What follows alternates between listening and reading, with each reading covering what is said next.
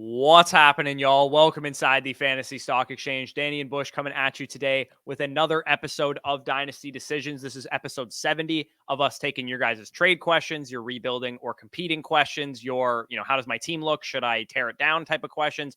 All that and everything Dynasty Fantasy Football related is covered in these videos. You guys submit your teams either via Patreon, which is how you skip the line and get your team answered as soon as possible, or you can submit to our email free to do so, and we'll build up a queue and kind of go in order of how we get them. You guys can submit those teams down below in the description is how you can do that. But basically today we're going to be going through 8 teams as we usually do. If you guys enjoy, leave a like, subscribe, all that good stuff. But before we get into it, Danny, how you doing? Doing well, doing well. Yeah, I mean, you guys obviously show a lot of support for the channel, shows a lot of support for the series. And, now that the NFL season's all but under wraps, just one game left, that big old game on Super Bowl Sunday. After that, it's straight Dynasty content, man. We're talking Dynasty decisions, we're talking rankings, we're talking prospect talk, all the way up until the NFL draft and even after the NFL draft. So, yeah, I'm ready to roll. If you guys enjoy, make sure you leave a like down below. Try to get this video to over 150 likes. And, of course, subscribe to the channel. On the road to 20,000 subscribers. As always, appreciate you guys for that continued support. But before we get into the video, as always, let's hit the intro.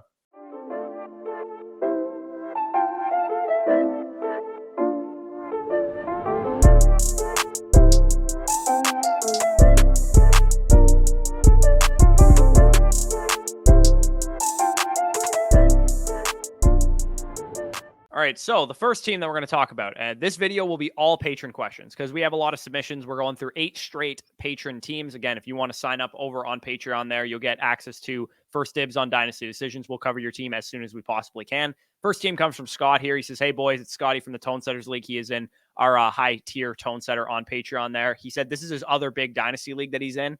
He was in 8th last year. It's a hyper-competitive league. It's a 10-team league, so he was near the bottom of his league there. He said, these are the moves that I made since the end of the quote unquote regular season. And he also says some details about the Jimmy G trade we'll get to in a second. He basically wants us to grade his trades postseason, after season, and tell him what we should do with his draft picks and any other trades that we might consider. So he said he's obviously not ready to compete now. You guys can see the team on the screen there. Lance, Love, Ritter, Howell, Zach Wilson at quarterback. Nobody to speak of really at running back outside of like Jerick McKinnon. Devontae Smith, Michael Pittman, Deontay Johnson, Drake London, Christian Watson, Elijah Moore, Sky Moore, Kadarius Toney, a couple guys there at wide receiver, and then just some young guys, Chig, Otten, and Jelani Woods there at tight end. So let's go through the trades. He also kind of lists some details of like his thought process and stuff. We'll get to that as we go through each one. But the first trade he made here was he acquired Trey Lance, the 301, and an early 4th rounder in 2024 in exchange for a projected early 2024 first. We're assuming this is probably his 2024 first if it's early. Yeah, I mean, looking at this realistically, yeah, it probably is your first. Don't really have a lot of running backs. You got a couple wide receivers, one tight end, or one quarterback, maybe 2 possibly if Jordan Love gets a starting role. If that's guaranteed like a top 3 pick, it's a little hard letting that go personally, just because in terms of exactly what the market's viewing Lance as versus, projecting the market moving forward with the pick. I feel like right now the pick is going to have more relatable value. However, like if that has a chance to be, 105, 106, obviously in your spot, you're getting upside at quarterback with Lance. There could be a possibility where he's worth 2 or 3 of those things if he's able to break out. So it's a lot more risk, I would say, than I would personally be willing to, handle at this point with the status of your team. However, given your spot, take a risk. Lance can absolutely pay off for you. It's kind of how I do This it. is just a trade I wouldn't have made personally. Like, there's no real reason for you to take that unnecessary risk. I understand buying low on Trey Lance, but to me, you kind of bought him above market value, even slightly, in my opinion. I'd be willing to send, if this was your late 2024 first, which I'm assuming is somebody else's first that you have, then I can, feel comfortable stomaching this trade. But even where your team is at, you're not going to be competing for probably 2-3 years down the road, I'd imagine. So there's really no reason to get rid of draft capital, which of course we know doesn't lose value. It doesn't get injured. It doesn't get benched. All things that are capable of happening to Trey Lance, who's the asset that you acquired. So I probably wouldn't have acquired Trey Lance for this high of a price tag. If it was, 2 2s or a late first and a 2 or something like that, I would have been okay with it. But to me, I just think you were better suited to tank the value of your own pick, that 2024 pick, get a guy like Caleb Williams, a true difference maker for your team, or Drake May or something like that, Marvin Harrison, whoever that pick ends up becoming. And I think this is just way more added risk than it needs to be. So I'd probably grade this trade probably like a D. I don't really love this trade just given the status of your team. I think at face value, it's possible this trade works out in your favor, but I just don't like the process behind making it. I'd probably give it, a C or C minus, just because I do see the path where it does pay off with Trey Lance. It's not like you're just buying a limited ceiling quarterback. So I understand, the bull case for a guy like Lance, but like you kind of said, you just gave up a little bit too much leverage here. Realistically, in your spot, you're in a little bit of a rough state. You don't have a first this year. You only have one first now next year. You still need to turn the team around quite a bit in order to compete. I personally would have just kept that pick and maybe used that leverage of next year's pick with somebody, thinking of Caleb, thinking of, all these guys. And maybe you could have transitioned that into a package worth, 3+ first round picks, which could have been the case this time next year. Yeah, so let's rattle through the next couple trades here. I like the second one a lot more. I do. Deontay Johnson and Elijah Moore in exchange for Amari Cooper in a mid-2024 second. Again, you get a lot younger at wide receiver. Cooper, probably a sell high candidate, especially in the situation that you're in. You get two guys that I would consider buy low candidates with Deontay Johnson and Elijah Moore. I would have preferred if I didn't have to give a second round pick in 2024, because I do think that pick could end up being valuable. But overall, a pretty solid trade there. Trade number 3, he trades away Ryan Tannehill, Cam Akers, and the 210 by the looks of it, in exchange for Jordan Love and an early 2024 second. Now, I like that you got an early 2024 second out of it, but again, this is kind of the same rationale as the Trey Lance trade. You're trying to solve your quarterback problem a little too soon. You probably would have been better advised to just hold your picks, tank your picks, and get yourself some true difference makers at quarterback. I understand what you're trying to do, where you're trying to get like a low value starting quarterback who eventually could pay off into something, because, for what it's worth, when Jordan Love was coming out, he did have, upside. It's just tough for me to say that, investing in a shaky, starting situation, long-term stability quarterback like Jordan Love is usually ever a good idea. Yeah, no, I agree with you there as well. Also, Akers plus the 210 equals about the early 2024 second, give or take. So realistically, you're trading a guy that we know is going to be a starting quarterback with Tannehill versus, a guy with upside with Jordan Love, which if you prefer Love, sure. But realistically on the market right now, I just feel like, especially when Tannehill gets traded to the Falcons, you're going to be able to get a little more for him because people kind of know what he represents. Yeah, and I mean, given the way Akers closed the season, you might make the argument that he's almost on par value by himself with the early 2024 second as well. I'd probably prefer the pick, but it's not that far off as well. Yeah. So the final trade here, he said he went all risk quarterbacks, going Jordan Love, Sam Howell, Trey Lance, all these guys without many quality picks the next few years to draft. He said he loves his wide receiver core and even some of the upside young tight ends that he has. This last trade, he gets Michael Pittman Jr., Sam Howell in the 207 in exchange for Jimmy G in a 2024 fifth. Obviously, this is a great trade. Like, he made this trade right before Jimmy G got injured. The person probably thought, oh, look at the playoff schedule, look at this. And they got way too excited. I don't know how the hell you pulled this thing off, because Pittman alone is way too much for that person to have given up for Jimmy Garoppolo in a 2024 fifth, let alone, an upside quarterback in Sam Howell at 207, which is going to be a solid player. Probably like a decent running back prospect or something in this year's draft. So that trade definitely helped out mitigate the risk of the other trades that you made. If you had subtracted the Lance trade and probably the trade number 3 as well, this would be a much better situation that you were in if those were the only 2 trades that you made. But yeah, personally, I'm not a little bit of a mixed bag. I'd say like D, B, C, and A+ were the like trade grades that I'd probably give here. And then as far as your picks, and I'll let Danny give his thoughts as well. Your picks 205, 206, 207, you're going to be in prime range to get some like talented running back prospects that maybe get, second or third round draft capital.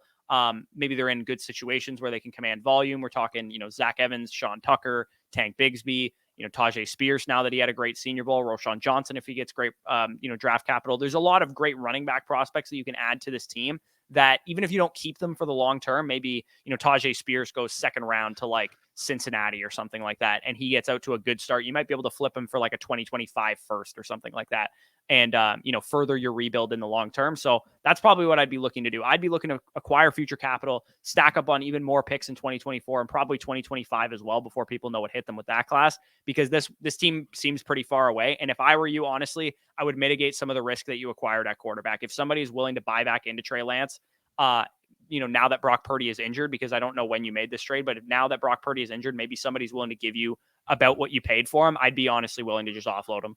Yeah, I mean, I wouldn't mind that as well. I love Trey Lance personally, but if you can get, any type of early 2024 first capital at this point, I just feel like the pick is far more liquid, especially in season, especially after the season too. You're talking about going into the draft and people know, oh, hey, shit, Caleb Williams, Drake May, Marvin Harrison Jr., whatever top running back prospect emerges, whether that's, Raheem Sanders, Travion Henderson, Donovan Edwards, Blake Corum, Braylon Allen, like, there's a lot of guys next year that can make the claim to, being a set it and forget it top of the first round type of asset. And I just feel like given the hype that we've already seen of the class, that's only going to keep growing throughout the college football season this year. Yeah, I'm on the same page there. So I would say you still got quite a bit of work to do. You can help, obviously feel free to reach out to us. You're a tone setter, so you can 100%. DM us directly and all that kind of stuff. So definitely some more work to do, but overall not a decent situation to be in. You got a lot of rebuilding left to do. So let's get into the next team here, which is from Zach. He said, big fan of the channel. Definitely appreciate that. He was wondering if we could help him out with a couple questions. You guys can see his on the screen there. He's got Lance, Zach Wilson, Purdy, Dobbins, Akers, Knight, etc. there at running back. And then wide receivers, Pittman, Hollywood, Garrett Wilson, London, Jahan Dotson, DPJ, and others at wide receiver. And then Dulcich and Okonkwo at tight end. A lot of pick capital here as well. 102, 104, 105. 109, a couple early second rounders as well. And then in 2024, he has 3 second round picks and then a bunch of extra thirds and fourths, it looks like, across the board. So his question's basically, how do you think I should play the draft out? Obviously, in your situation, you have like the shell of a future good team. There's no real, pigeonholing that needs to take place for you. You can kind of just fall to the mercy of the draft board. If you don't like the draft board, you can trade the pick. If you don't like, the value there, you can, shop it for a veteran. Like there's no real, set strategy that you would have because you're pretty well off at wide receiver as far as like young appreciable assets. You have 2 guys that I have in the top 10. You have some other young guys like Pittman and Dotson that I think are highly valuable. At tight end, I don't think you're in a terrible spot either with Dulcich and Okonkwo. You have 2 running backs who are, decent guys in a 1 quarterback league. Trey Lance is a fine guy to have. Maybe you want one more guy on top of him, but you have a number of picks that you can add, maybe a Will Levis, maybe a Bryce Young, maybe a CJ Stroud in this year's class. In a 1 quarterback league, maybe those early second rounders, maybe you allocate to the quarterback position. But I don't know. What are your thoughts on this team? You're not going to get Bijan, which is unfortunate, but 102, 104, 105, and 109 are going to be good players.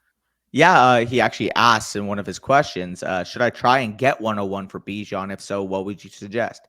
We kind of talked about this dynamic in previous Dynasty decisions, but in Superflex leagues, it's a lot harder to craft a suitable package for Bijan because the value of running back gets devalued with obviously an extra quarterback spot. So it's kind of hard, giving up that depth, knowing that A, you're starting another player in your lineup, and B, quarterbacks hold so much scarcity. However, in a one quarterback league, Bijan Robinson's probably going to be the third player off the board after Jefferson and after Chase. Him, CeeDee Lamb kind of in that discussion. I'm willing to trade up. And if it costs, 102, 105 in a 1 quarterback league, I would say, give or take. Yeah, or maybe even the person needs depth. You can get away with 102, 109 in the 2 early 2s or something like that. Something like that. Whatever, as long as it's a reasonable cost, unless he's asking for 102, 104, 105, which would just be ridiculous. As long as it's a reasonable cost, I think you're in a good spot, man. Like you have, a few building blocks at wide receiver, some upside at tight end, obviously upside at quarterback. Maybe you can add one more, like Corey said, but realistically, you get a Bijan added to this team. You still have a pick equity, maybe you move a couple of those later ones into future first next year. So you still have some in the wagon for when you want to use and fully go all in. I think this team could be competing by, this time 2024. And if that's the case in a 1 quarterback league, I'm fine with making that move up for Bijan if you, get an adequate price for it.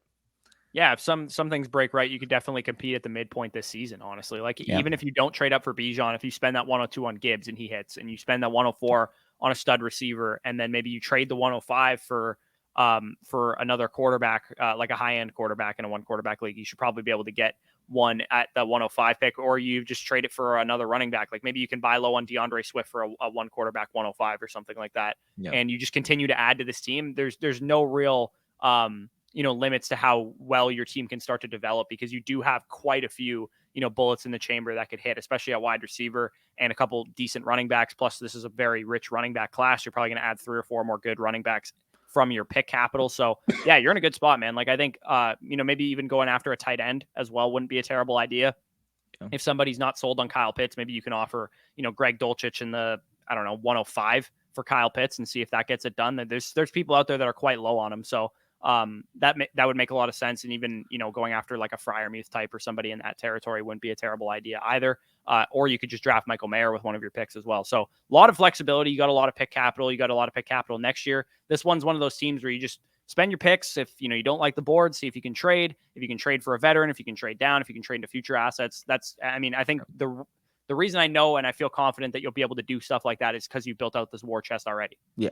No, 100%. You built out a very good situation for yourself. You have a lot of building blocks on this team, and you, of course, have that pick equity. So just be diligent, be in the draft board, inquire, see what the cost of Bijan would be. If you deem, oh, that's too much, I just don't want to pay it. You could either, of course, stick and pick, take whatever players you want and try to, push your winning window to 2023. Or like we were kind of talking about, if you want to say, hey, listen, I'll make a couple of these picks, but a couple, the 105, 109, if I'm not able to trade up for Bijan and I want to leverage them into, 2024 capital, which by then I still feel like the majority of leagues are going to value, 2023 picks as 2024 pluses. If you're able to get, a 2024 1 and 2 for the 105 and a 2024 first, mid first, let's say straight up for the 109, I'd be willing to do that in a heartbeat.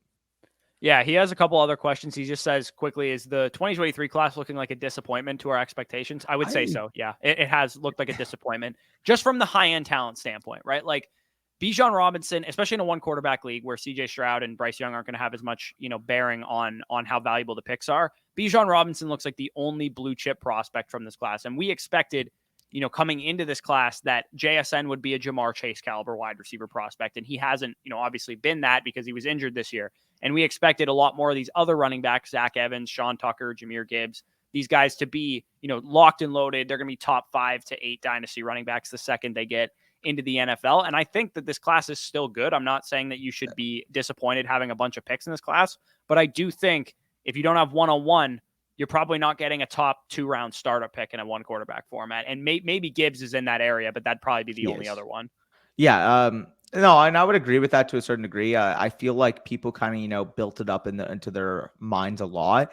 And you saw even in the off season, like there was a legitimate case that people were making for taking, 2023 first over, some studly level players. Like I still remember, talking about it in the off season. Like people were like, what would you rather have, a mid to late projected first or like Dak Prescott? And I'm like, what the fuck is going on here? Like people really like, that attached to the picks right now.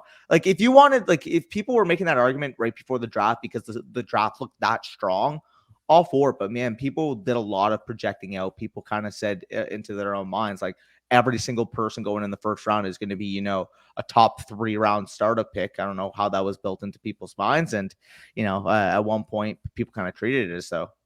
Yeah. I mean, I think it's because we saw 2020 and 21 have just such loaded groups, like especially in 2021, the quarterback class that we got, 2020, obviously the quarterback class that we got there, and how good those wide receiver classes were. And we had a couple stud running backs in each class too. So, and a couple stud tight ends as well. So a lot of people were just like really ready to just anoint 2023 the same way. And it hasn't really played out that way just from a high-end talent standpoint. I do think there's a lot of depth in this class. I do think we're going to get a lot of studs that emerge.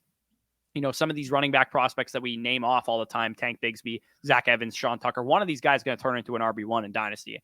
And we don't know who yet. We don't know how it's going to be based on draft capital and all that kind of stuff. But I believe there's enough talent in this class, especially at running back, that we're going to get a number of good players for people's teams long term. So I would just continue to say, throw your darts at this running back class specifically. And then, high-end wide receivers and quarterbacks are still pretty solid in this class as well. So he also says, finally, and then we'll get on to the next team. He said, should I try and move up to 103 or 106? I probably wouldn't until post-draft if I know there's tier breaks. Right now, I can't say 103 is considerably better than 109 or 106 is considerably better than 109 at this point in time. In a one quarterback league, it definitely seems that way because, the quarterbacks aren't as valuable pushing players down the board, but I would probably wait until the draft. 106 could be the sneaky pick. That is like, maybe that's the cutoff where, Zach Charbonnet went to the Dolphins in the second round and he's like the last good, real, like high end player that you want. And then it starts to drop off. So I would say wait until after the draft, but we can move on to the next team here, which is from, I believe, Corey C. Williams' team.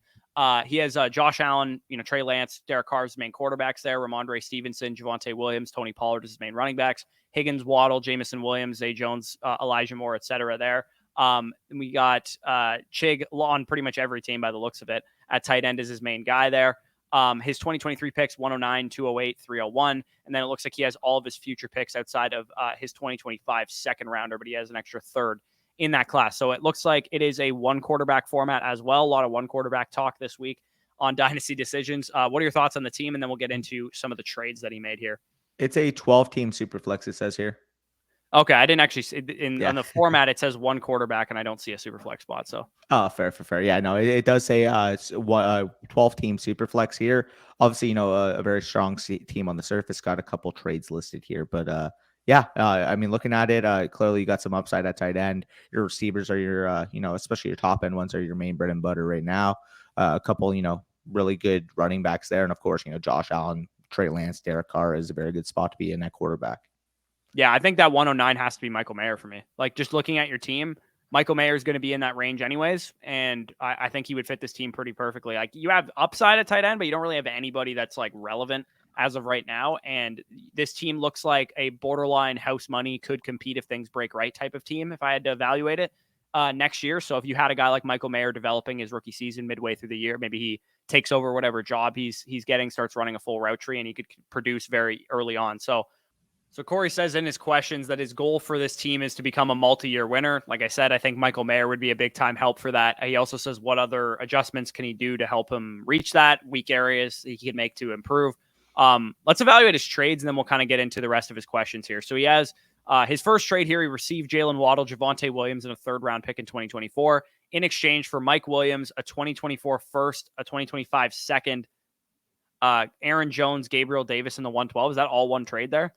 Yeah. So basically, he sent out the 112, 2024 first, like that package for Waddle, Javonte, and a 24 third.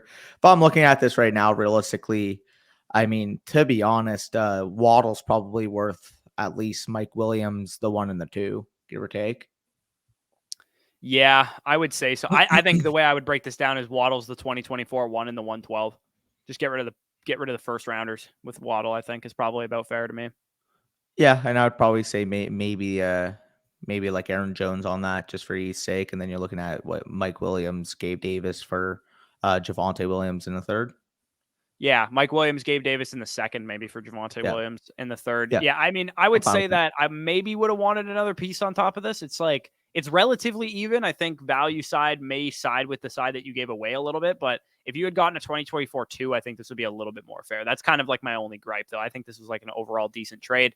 His other trade he makes here is Jameson Williams. I don't know how you got Jameson Williams for this. I have no idea. Jameson Williams you got, and the 301. So you got the better draft pick on top of Gerald Everett in the 308. I don't know if Gerald Everett's mom is in your league, but I don't know why the hell they're just giving away Jameson Williams for nothing. Maybe this trade was made when he was like injured. I have no idea, but this is a pretty easy move. And then he ended up getting Gerald Everett back, and he ended up getting Mike Williams back and the 112 back. And you only just trade with one guy by the sounds of it. So you got the 112, the 2024 second Mike Williams and Gerald Everett for Devontae Adams and a 2023 second. So yeah, I mean, any value that you lost in the first trade, you definitely got back in the final two trades. So I would say overall net positive on the trades that you made. I would say kind of continue to work the trade market if you know that it's this soft by the looks of it. Continue to make moves, see what the value is on some of the guys that you have on your team. Trey Lance, again, another guy that I'm going to steer clear of if I can. If people are willing to give me rerolls into high draft pick quarterbacks, I would probably just take them. If somebody's willing to give you a high first round pick for Trey Lance either next year or this year, plus maybe a small piece, I'd probably be willing to do that and get the risk of Trey Lance off of my team because I think this team is relatively decent. You're probably not going to compete right away next year because Javonte's coming back from the injury. We don't know what to expect out of your quarterback 2 spot, and your tight end position, if you have Michael Mayer as your tight end or one of the guys that you have there, is not in the greatest shape. But I would say come 2024, you should be able to be a multi-year winner, no problem. Yeah, you just, make some more wise moves and you should be fine. Yeah, exactly. Hopefully Elijah Moore can bounce back and Jameson Williams takes a step forward. I would say gauge them. By the looks of it, Jameson Williams doesn't have a ton of value in your league, but if people are viewing Drake London similarly, I would much rather have Drake London. So if you could use Jameson Williams and maybe your 301 to get up to Drake London, I would much rather do that if you can. But I don't know, given what you got Jameson Williams for, maybe it's not possible. Yeah, no, I would agree with that as well. Yep. Okay, so we can probably move on to the next team here, which is from Pena. You guys can see it there, 12 team PPR Superflex tight end premium. He says this is his first Dynasty startup league that he's been in. So Deshaun Watson, Kenny Pickett as his main quarterbacks, with Malik Willis there as well. Brian Robinson, Isaiah Pacheco, pretty much the only running backs to speak of there at that position. Jalen Waddle, DJ Moore, Traylon Burks, Garrett Wilson, Chris Olave, Brandon Ayuk, Calvin Ridley, Kadarius Toney at wide receiver. Again, very, very loaded at that position. He does have these players listed as like players he wants to sell, the ones that are highlighted in red there. Irv Smith, mainly at tight end, not a ton going on there. Does have quite a few draft picks as well, including the 101, which will assume be Bijan Robinson, 103, 106, 107. Again, it is a super flex league, so that 103 probably a quarterback prospect, 201 and 203 as well. And then all of his picks in future draft classes as well. So he basically says the way everybody was drafting and trading away draft picks, it was pretty clear from the beginning of his startup that he wanted to stray away from running backs and begin a productive struggle and start acquiring picks, which, of course, if you guys followed this channel last year, we talked about as the best strategy to do a startup in 2022. He basically says, what are some other moves he should make, given that he's on a kind of like 2 to 3 year punt window, and basically completely void at tight end and running back, and honestly, like a second quarterback as well. So he said he has all these guys highlighted that he wants to sell, but should he be selling them? Are they kind of guys that he should be selling, or are they buy lows kind of thing? So let's talk about first the guys that he has listed as want to sell. Do the guys that he has listed kind of match what you think? The only one I'd probably disagree with would be Brandon Ayuk. But in terms of the market, if you can, get top dollar for Jalen Waddle because you're a couple years out, I wouldn't mind that. And when I say top dollar, I'd be looking at, maybe you can get, you might not be able to get 2023 and 2024 first, but maybe you can get, two 2024 firsts or a 2024 and an early to mid projected 2025. Whatever you can do there, I feel like it would benefit you, give you, more opportunity to build out the full team. But I mean, looking right now, realistically, the way you've built this out already, the receivers are stacked. You punted the running back like you should have done. Great work there. The other thing I would also say in terms of the trade market is maybe seeing if you can leverage, 103 plus to try to go get a quarterback. If you can get, maybe Kyler Murray only cost the 103 straight up. Maybe you can even get him cheaper because somebody's worried about the ACL injury. You're not going to fully compete. He's not going to affect your max points for in terms of potentially tanking your own pick for 2024. That would be the ideal candidate to trade for on this team. Because I do think by, the 2024 season, you could really turn this into a contender if you use your draft capital in the right way. Sorry, I lost my breath a little bit. Yeah, I mean, and the two receivers you have listed here, DJ Moore and Calvin Ridley, are like your two older receivers. Even if you had to go 103 plus one of those two guys to go after a stud quarterback, that would also make a ton of sense as well, because you get those points off of your team. DJ Moore and Calvin Ridley should have some selling windows coming up soon. Calvin Ridley has one now just because we know he's going to be attached to Trevor Lawrence, and DJ Moore is going to have one probably if Carolina drafts a quarterback. People are going to be excited about DJ Moore, be like, oh, finally he's got, CJ Stroud, insert whatever quarterback they end up drafting, and, we're ready to roll. Or maybe they go out and sign Derek Carr or Jimmy Garoppolo, and that helps out DJ Moore's stock as well. So you're in a really good spot. There's nothing really that you have to do with this team. You took the right approach based on, again, you evaluated what your league was doing. They were giving away picks willy-nilly. They didn't give a shit about 2023 picks. And I mean, some of these guys, again, we always talk about this in startups. They always think their pick's going to be 112. Every time they're trading it away, they're like, this pick is 112 and you have the 103. I'm assuming because somebody traded, and maybe even the 101 was traded to you. Might not even be your own pick. Yeah, I've seen it a couple times where somebody went into the season like, this pick's going to be, mid to late. I'm willing to trade my pick in the startup. Ends up being the 101. So it was traded in the startup, like their 8th round pick plus their 2023 one for like Joe Mixon to go up in the 5th round. Like I see that shit happen all the fucking time. The fact that you were able to, stay diligent, stay patient. Again, you mentioned this is your first Dynasty startup and you're making some real boss moves there, especially, we'll go through a couple of these trades, but you stayed very level-headed. You basically said, hey, listen, I can play this whatever way I want.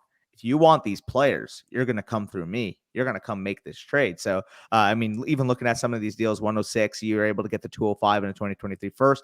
If you're looking like this year, you'd probably say that, and like, that's a very failed deal. But the fact that this time last year, you're able to, trade down and still get a guy like Deshaun Watson. So basically, Deshaun Watson at 2023 first, maybe for Lamar Jackson, when now they're probably considered, similar-ish type of tier in Dynasty. You got a free 2023 first there.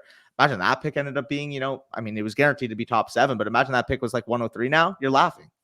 Yeah, I mean, he actually said with his next trade at 212 is where he got Watson. So I'm assuming that might have been Jalen Waddle at 206 that he ended up drafting. But for the most part, Trade it yeah, I down. think Trade down okay, so again. he traded down again. So yeah, that makes some sense.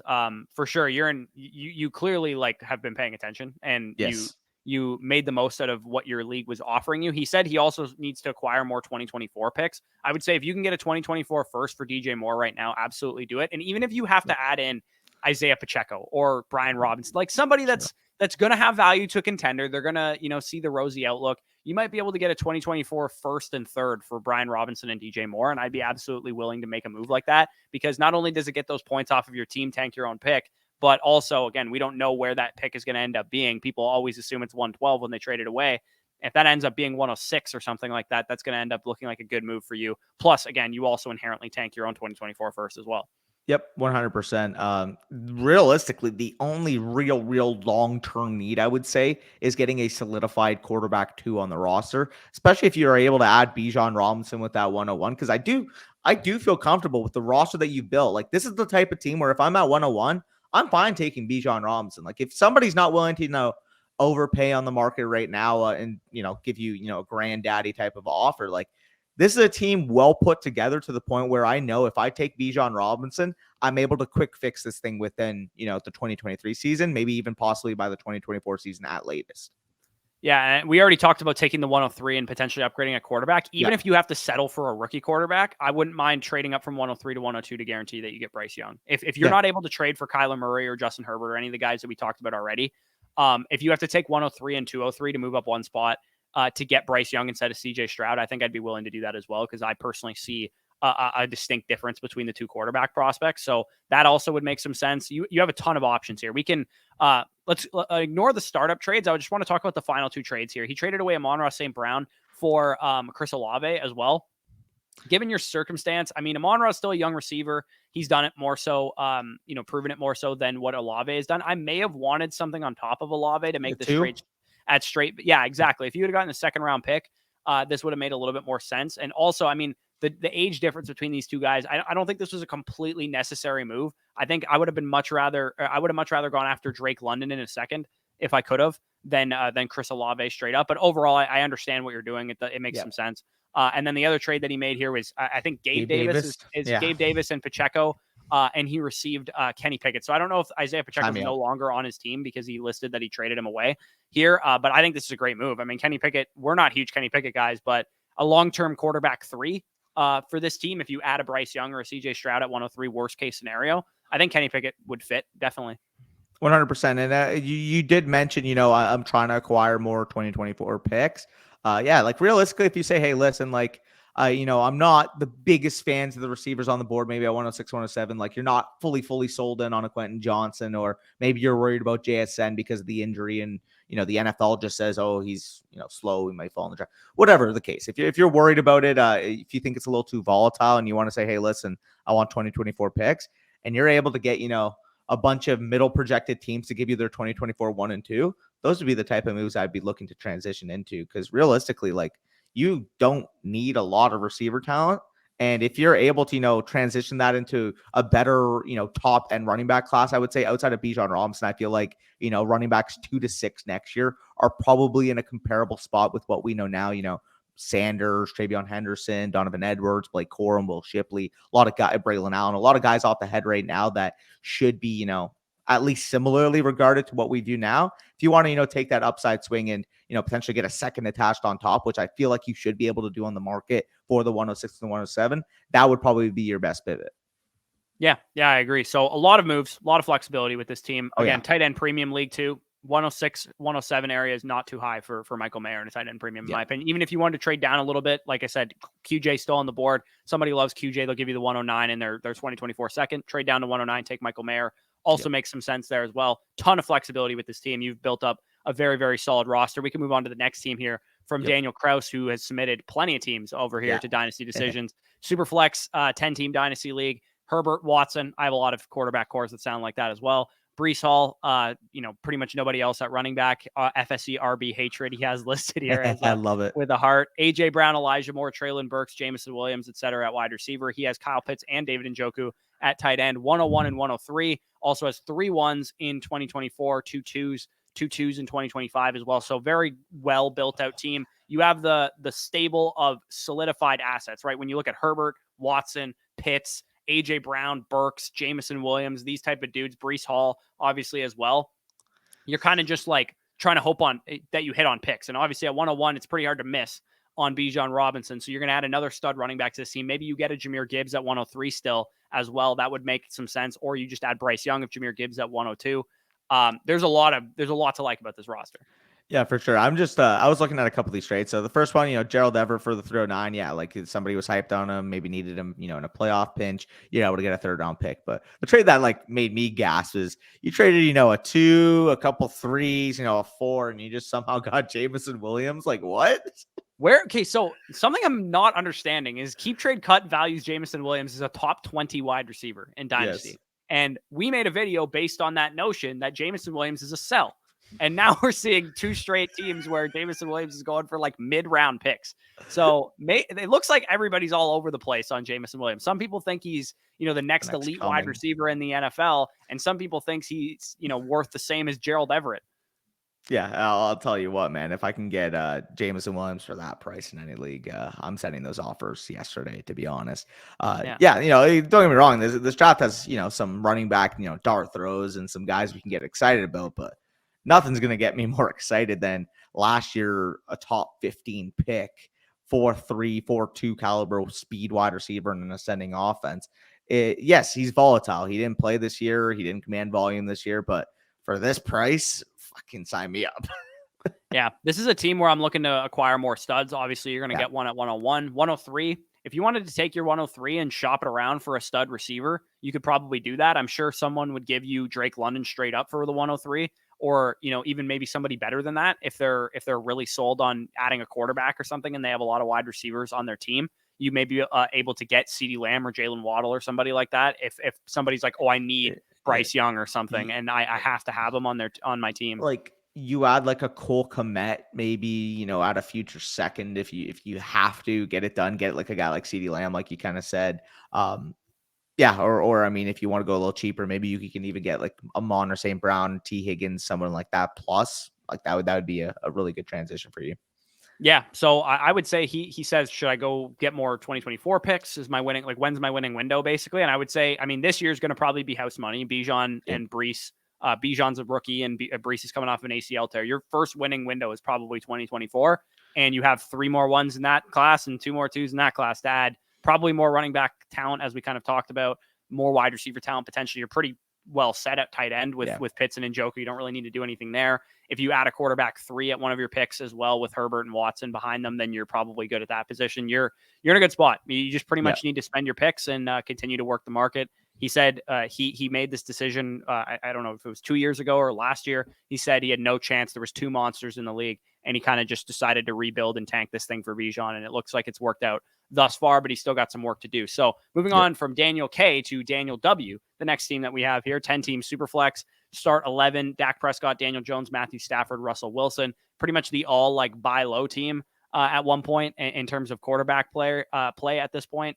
Austin Eckler, Derrick Henry, Tyler Algier, David Montgomery at running back, AJ Brown, Cooper Kupp, Devontae Adams, DJ Moore, etc. at wide receiver, Kelsey and Andrews on the same team, 201, 202, 1 2024 first and 1 2024 second as well. So he doesn't have his first round pick. Honestly, I'd expect your draft capital to be in a worse spot considering your team, because you do have, quite a bit of stud high end talent. And I probably, we're always of the mindset that when you have guys like Austin Eckler and Derrick Henry and Cooper Kupp and Devontae Adams on your team, we're looking to see if we can transition them into younger players. And I would absolutely suggest that that's what you should do.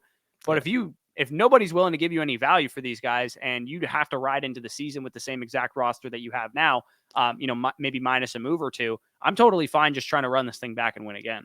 Yeah, I mean, you're in a position where you realistically, even when your team like does die, because it'll probably die within the next few years, you haven't completely traded all of your draft capital. You've given yourself an opportunity and out where if Cooper Kupp got hurt again, or if Derrick Henry missed some time, and or if your team's getting older, doesn't keep performing the way it has been, you still have your draft picks. You still have your 2024 first. You don't have your 2025 listed here, but because you haven't listed it here, I'm assuming you probably have all of your future picks after that. And realistically, now you're kind of just saying, hey, listen, I know, unless I can get, equivalent market value, I can just ride this thing. And I know I'm going to be a top 3 team because I have arguably 6 of the top 15 players that are going to go in fantasy drafts next year. Yeah, Kelsey, from a redraft perspective, you're going to be in a great spot. That's what I mean. And I would be proactive, go out and gauge your league market. If this is a win now type of league where everybody wants to win now, then you're going to be able to very easily transition this thing into more of a long-term monster. And if that is the league market, I would suggest you take that route. Yes. If people are willing to give you, multiple firsts for Austin Eckler, or multiple firsts for Cooper Kupp or Devontae Adams, or whatever the case is, you can transition from Cooper Kupp to Drake London in a 2 or something like that. There's going to be leagues out there where you can make those moves. And if you're in one of those leagues, I would suggest you do that. But if you're in a league where people understand, value, and they're not going to give up youth and all that kind of stuff, then you can just kind of ride into the season with this team. And that's the important distinction any of you guys out there that have a win now team need to make, because in leagues where people are willing to give up youth, then you can very easily transition a team like this into a long-term contender. But in leagues where people understand, like a league that me and you would be in, most people would not give you Drake London a second for Cooper Kupp. Then you stick with this kind of team and you ride out your winning window, and eventually your team probably crumbles and you got to make some decisions at a later point in time. In most of our leagues, they would be asking for Cooper Kupp in a first for Drake London in a second. Yeah, I would say that's probably the way that the league market would behave in most of our leagues. So yeah, it's all dependent on your league. I would say you can either win with this team again next year, or you can be proactive and try and, even if you just have to sell off a piece or two, if you sell Derrick Henry for like the 106 or something, and you add a young running back instead, that would give your team a little bit more longevity to be able to compete in the long term, or maybe Eckler or maybe Adams or whatever. Just kind of gauge the market on those players, see what people are willing to offer you, and then kind of go about your business from there on out. Your quarterback position, a lot of those guys, Stafford, Russell Wilson, they're on the downslope right now. So I'd probably wait to sell those guys unless everybody's buying into the Sean Payton factor with Russell Wilson. So we can move on to the next team, though. We have Chan Hughes, again, another long-time submitter to Dynasty Decisions here, going into year 3. Said he tore it down immediately after the draft. All he's missing is a quarterback. He bought low on Brees. He bought low on Dobbins after their injuries. He traded Tannehill for a 2023 first in 2021 that turned into Bijan. So he basically traded a guy who's quarterback like 27 in keep trade cut right now, just 2 years after he made this trade, into a guy that's going to be a top 10 pick in startup drafts. Now he's looking to go after one of the elite quarterbacks. He said, what kind of deal should he be after with this much draft capital? Also looking to move up to 102. What kind of deal would you be looking to get for the 102? So Chan, I'm going to tell you right now, we're not going to spend too much time on your team because you're in a really good spot and you have all this fucking draft capital. And to be honest with you, I've never built a team with this much liquidity. So his team, you guys can see it there: Lance, Russell Wilson, etc.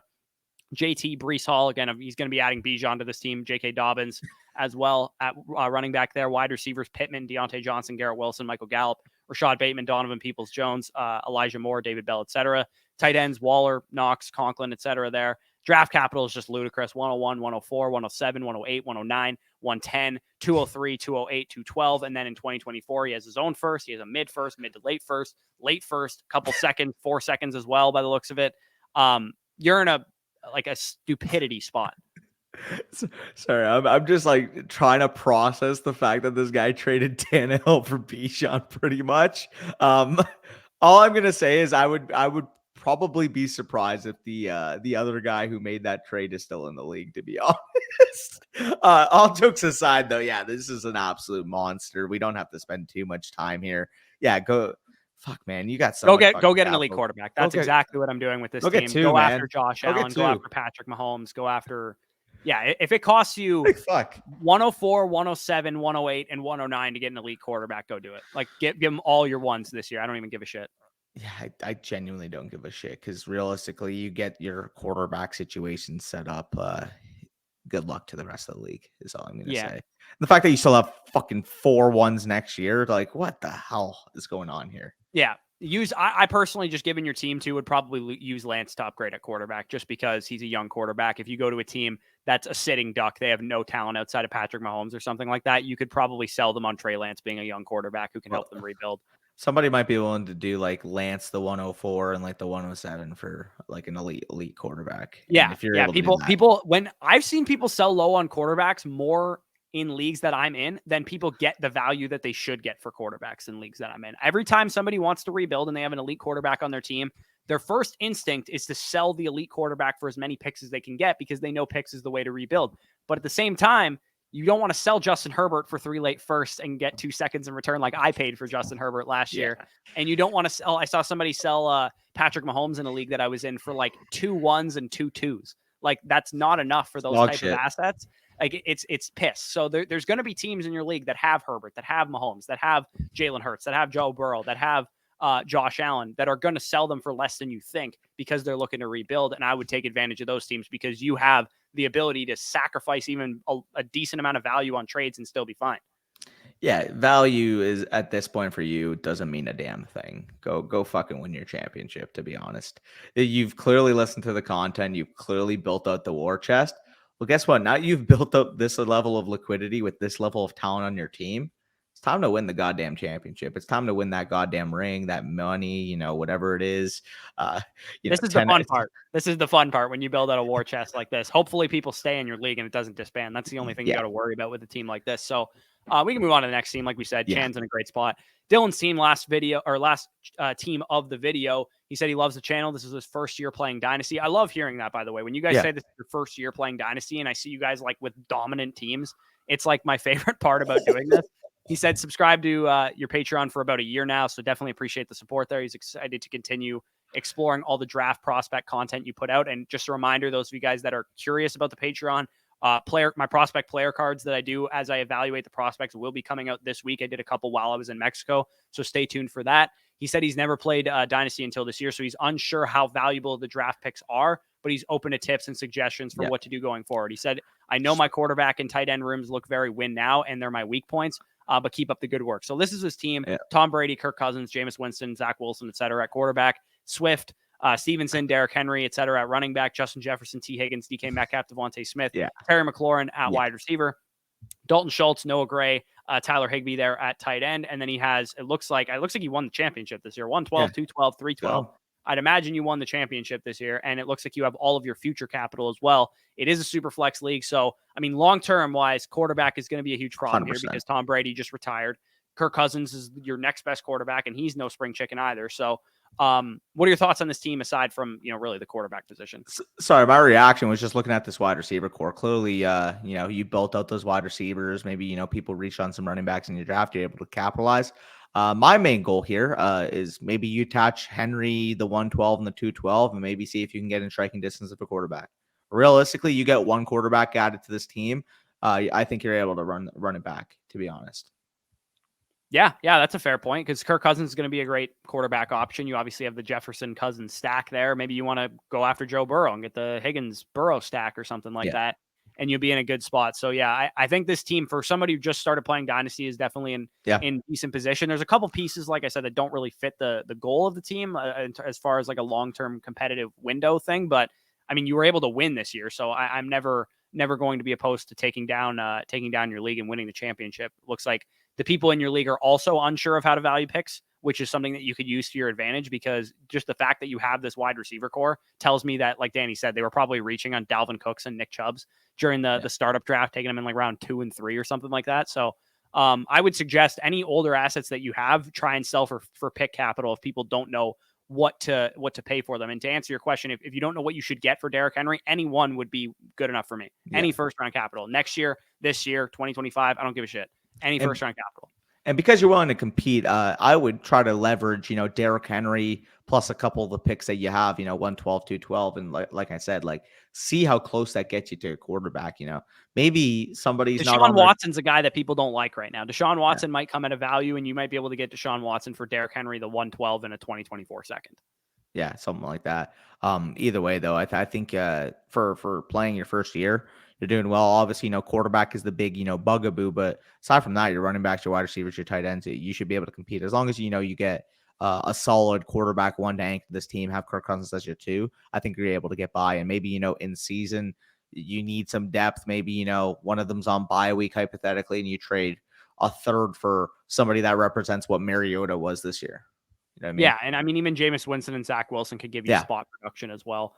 Maybe Matt Corral does something also. So he has some trades listed here. We can quickly go over those, and then we'll close out the video. Daniel Jones and Jeff Wilson were traded for Tom Brady and Derrick Henry. I mean, you won your championship, so I think that was a good move to make there. Brady and Henry didn't help you out too much, I don't think, in the championship weeks, because Henry was injured, and Brady, outside the Carolina game, I don't think did a whole lot. But again, you won the championship. That's a fine move to make there. And I think, honestly, Derrick Henry versus Daniel Jones in your league format with a bunch of new dynasty players, probably not that far off in value as they probably should be, because I think I would much rather have Daniel Jones than Derrick Henry, but you might be able to get equivalent value even now after winning. And then the other trade that you made, he traded away DeAndre Hopkins for Kirk Cousins. Again, given your quarterback situation, you got a guy that's locked and loaded. And yeah, given your wide receiver room that you have, I think this is a great move to make. And I would encourage you to make similar moves to that, where if you can get, a quarterback like Kenny Pickett or something for Terry McLaurin, I'd be totally willing to do that too, because your wide receiver room at the top especially is just absolutely loaded. And if you can transition into better quarterback play, I think you did a good job with this trade with Hopkins for Cousins. Yeah, no, I fully agree. I think we could pretty much wrap it up. You're in a good spot. Obviously, you're going to try to run it back here because you've built a strong competitive team while still not having the weaknesses of having no draft capital in the cupboards.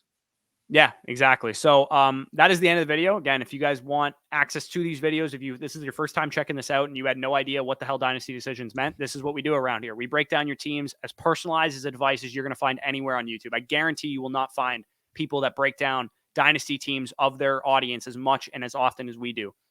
Again, if you want to be part of these videos, you can be part of them for free, but there is a queue and there's going to be a wait time. If you want to skip the line, check out the Patreon to be able to do so. It's not expensive. It's only $10 a month. You still get access to our Dynasty Rankings Manifesto 2.0. As a result of that, you'll get access to all of our prospect grades and write-ups and all that kind of stuff with my player cards. You'll get access to our databases. You'll get access to a ton of other benefits as well, just for being a part of that. And also our Discord, which has 700 plus people in there, always talking Dynasty, looking to start leagues and all that kind of stuff. If you guys are wanting to get into more Dynasty leagues, which is a benefit we probably don't plug enough from our Patreon. So definitely check all that stuff out. Check out Underdog Fantasy if you guys want to get some action in on the Super Bowl coming up very soon. But with that being said, peace out. We'll talk to you soon. Wire me the money.